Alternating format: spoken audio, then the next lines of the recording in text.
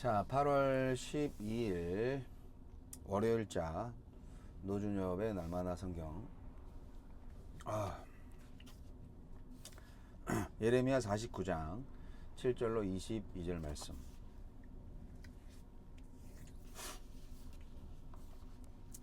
에돔에 대한 말씀이라. 만군의 여호와께서 이와 같이 말씀하시되 대만에 다시는 지혜가 없게 되었느냐, 명철한 자에게 책략이 끊어졌느냐, 그들의 지혜가 없어졌느냐, 드단 주민아 돌이켜 도망할지어다, 깊은 곳에 숨을지어다. 내가 에서의 재난을 그에게 닥치게 하여 그를 벌할 때가 이르게 하리로다. 포도를 거두는 자들이 내게 이르면 약간의 열매도 남기지 아니하겠고, 밤에 도둑이 오면 그 욕심이 자기까지 멸하느니라. 그러나 내가 에서의 옷을 벗겨 그 숨은 곳이 드러나게 하였나니 그가 그 몸을 숨길 수 없을 것이라. 그 자손과 형제와 이웃이 멸망하였은즉 그가 없어졌느니라. 내 고아들을 버려도 내가 그들을 살리리라. 내 과부들은 나를 의지할 것이니라. 여호와께서 이와 같이 말씀하시니라. 보라, 술잔을 마시는 습관이 없는 자도 반드시 마시겠거든 네가 형벌을 온전히 면하겠느냐? 면하지 못하리니 너는 반드시 마시리라. 여호와의 말씀이니라. 내가 나를 두고 맹세하노니 보스라가 놀램과 치욕거리와 황폐함과 저주거리가 될 것이요 그 모든 성읍이 영원히 황폐하리라 하시니라. 내가 여호와께서부터 오는 소식을 들었노라. 사절을 여러 나라 가운데 보내어 이르시되 너희는 모여와서 그를 치며 일어나서 싸우라. 보라, 내가 너를 여러 나라 가운데에서 작아지게 하였고 사람들 가운데에서 멸시를 받게 하였느니라. 바위 틈에 살며 산꼭대기를 점령한 자여, 스스로 두려운 자인 줄로 여김과 내 마음의 교만이 너를 속였도다. 내가 독수리같이 보금자리를 높은 데에 지었을지라도 내가 그리로부터 너를 끌어내리라. 이는 여호와의 말씀이니라. 에돔이 공포의 대상이 되리니 그리로 지나는 자마다 놀라며 그 모든 재앙으로 말미암아 탄식하리로다. 여호와께서 말씀하시니라. 소돔과 고모라와 그 이웃 성읍들이 멸망한 것 같이 거기에 사는 사람이 없으며 그 가운데에 머물러 살 사람이 아무도 없으리라. 보라, 사자가 요단강의 깊은 숲에서 나타나듯이 그가 와서 견고한 처소를 칠 것이라. 내가 즉시 그들을 거기에서 쫓아내고 택한 자를 내가 그 위에 세우리니 나와 같은 자 누구며 나와 더불어 다툴 자 누구며 내 앞에 설 목자가 누구냐. 그런즉 에돔에 대한 여호와의 의도와 대만 주민에 대하여 결심하신 여호와의 계획을 들으라. 양떼의 어린 것들을 그들이 반드시 끌고 다니며 괴롭히고 그 처소를 황폐하게 하지 않으랴.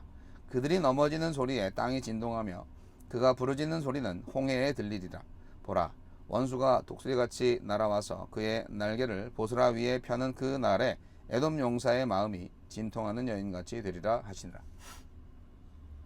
에돔에 대한 말씀.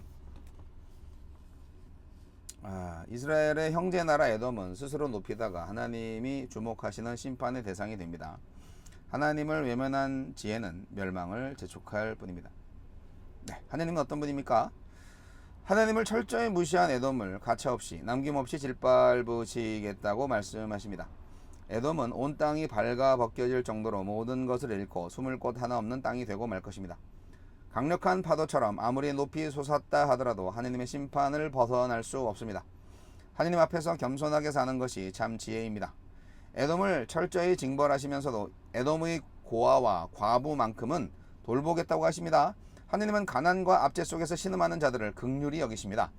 우리 역시 교회 안팎에 있는 가난하고 가련한 사람의 호소에 귀를 기울이고 그들의 친구가 되어 주어야 하지 않겠습니까? 스스로 크고 높아진 에돔을 끌어당겨서 가장 작고 천한 자로 만드십니다. 에돔이 산꼭대기와 같은 요새를 소유했을지라도 하나님이 지키시지 않는 방어시설은 쓸모없는 돌담에 불과합니다. 하나님의 심판 대상인 에돔은 더 이상 부러움의 대상이 아닌 소돔과 고모라처럼 사람이 살 수 없는 적막과 공포의 대명사가 될 것입니다. 하나님을 드러내지 않고 밀어내는 삶에는 참된 평화가 지속될 수 없음을 기억합시다. 먹잇감을 찾는 굶주린 사자처럼 달려들어서 교만한 에돔을 치십니다. 하느님이 치시면 어떤 유능한 목자, 어떤 유능한 통치자도 당해낼 수 없습니다. 심판 앞에 마주한 고통 소리는 진통하는 여인의 것과 같아서 그 부르짖음이 홍해까지 울려 퍼질 것입니다. 하느님을 경외하지 않고 하느님의 뜻을 모르는 지혜는 무용함을 넘어서 위험합니다. 우리에게 주신 교훈은 무엇입니까?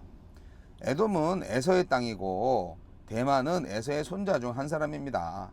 대만 사람 엘리바스가 자신의 지혜로 욥을 헛되이 위로한 것처럼 에돔의 지혜는 자신만을 드높이다가 썩어 없어지고 맙니다. 하느님을 외면한 지혜는 교만과 자만을 부추겨 심판을 부르고 이웃 주민에게 두려움과 피해를 안깁니다. 하나님만을 높이고 나를 낮추며 이웃과 동료를 세워주는 것이 참 지혜입니다. 주여 하나님을 인정하는 지혜를 배우게 하시고 교만의 자리에 앉지 않게 하소서. 믿는 사람들의 지혜는 바로 이것입니다. 억지라고 볼 수 있지만 일반 사람들의 입장에서 볼 땐 말이죠. 하나님을 높이는 것이 지혜라는 거예요. 하나님을 예배하는 것이 바른 삶인 거예요. 하나님을 사랑하는 것이 진정한 삶의 의미인 거예요. 하나님 없는 삶, 하나님 무시하는 삶, 하나님을 반대하는 삶을 사신다면 오늘 말씀처럼 에돔 꼴 납니다. 에돔 하니까 뭐 생선 이름인가? 복돔인가?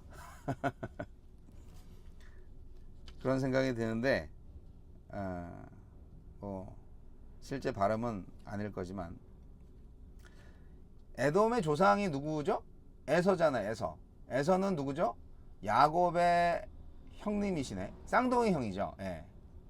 근데 아마도 이제 이란성일 거예요. 예. 그 용모가 좀 다르니까요. 근데 야곱과 에서가 사실은 사이가 안 좋았죠. 왜냐면 장자권을 야곱이 가졌으니까요. 야곱이 그것도 둘째인데 뭐 몇 초 늦게 태어났지만 장자권을 그래도 속임수로 받으면 안 되죠. 예. 눈이 어두운 아버지 이삭한테 장자의 축복을 받기 위해서 에서로 분장했잖아요. 물론 공범이 있습니다. 그 엄마 리브가의 작품이죠. 여하튼 그래서 에서가 이제 뭐 장자권 필요 없는 사람이기도 하지만 그래도 속았다는 느낌, 뺏겼다는 느낌이 안 좋은 거죠. 그래서 에서하고 야곱이 사이가 안 좋은데 결국 이스라엘과 에돔은 화평의 관계를 유지하지 못했습니다. 네. 아모스가 이런 말씀을 했죠. 아모스 1장 보면은 에돔이 주변국이 사로잡은 자를 매매해서 종으로 부렸다. 더 나아가 자기 형제 곧 이스라엘을 칼로 쫓아가며 쳤다. 뭐 이렇게 서술하고 있습니다. 그러니까 에돔이 칼을 잘 썼네. 에서처럼. 그죠? 네. 근데 이스라엘을 괴롭힌 거죠. 에돔은 사막과 산악지대에 거주하면서 독수리의 보금자리처럼 비유되고 있습니다. 그러니까 험한 산지에 사니까 아무래도 강하죠. 또 한편으로는 그런 험한 산지에 살기 때문에 외부의 침략에 또 강한 거예요. 요새화 되어 있으니까. 누가 산 꼭대기까지 올라가 가지고 그 에돔을 정복하겠어요. 피곤하지. 그래서 에돔이 어떻게 보면은 남의 침략을 받지 않고 자기들끼리 평화롭게 잘 살았었죠. 그런데 이제 오늘 예레미야가 예언합니다. 너네 끝났어. 영원히 황폐하게 될 것이다. 에돔의 지혜가 끊어집니다. 세상 지혜죠. 이렇게 하면 잘 살 수 있어. 이렇게 하면 안전하게 살 수 있어. 그거 다 헛된 것이죠. 지금 하나님이 없으니까 지혜가 무지한 거예요. 지혜가 empty 상태인 거예요. 하나님이 지혜예요. 하나님을 아는 지혜가 진정한 지혜이고 능력이에요. 하나님을 인정하지 않는 자의 지혜는 자기를 멸망시키는 어리석음이다. 그렇게 제발 이해하시기 바랍니다.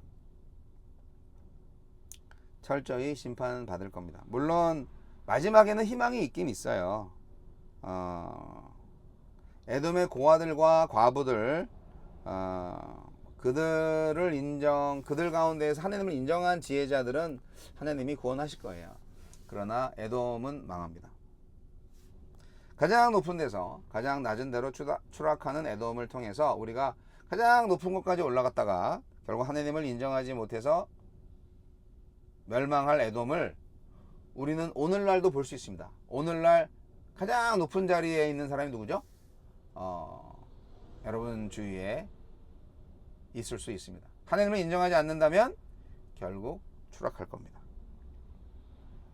두려움의 대상에서 열방의 웃음거리로, 전 세계의 웃음거리로 전락할 것입니다.